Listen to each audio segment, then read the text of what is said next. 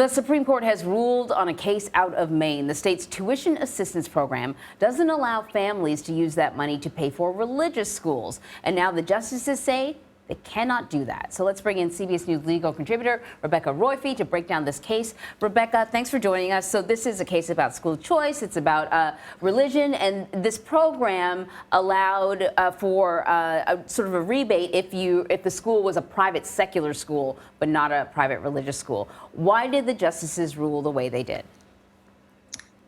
The majority in this opinion ruled that this was a violation of what's called the Free Exercise Clause of the First Amendment, which essentially says that the government can't pass a law infringing people's right to practice their religion, and interpreted this program by Maine as doing just that. Interestingly, in dissent, the more liberal justices pointed out that the first part of this, the text of the First Amendment, is that the government may not establish a religion, and then arguing that the court here had reached the wrong balance, had given not enough attention to that first clause and too much to the second clause. All right, so the question, of course, that every parent who's watching this is going to wonder, what kind of impact will this have on other cases involving schools and religion?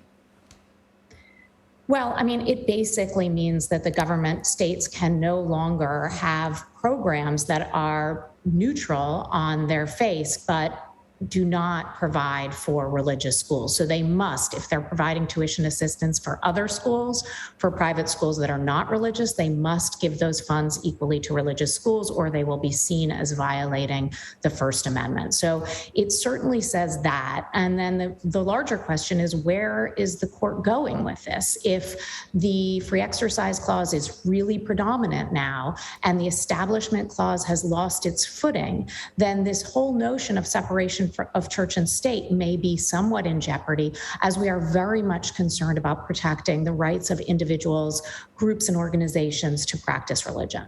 So then what do you make of how the justices voted on this case? Conservatives versus liberals, what do you see here? Well, this split right down ideological lines, and I think that's significant. You have the liberal justices more concerned about the separation of church and state, insisting that we not establish a religion in any way in this country, and suggesting that that was the original intent of the drafters of this amendment.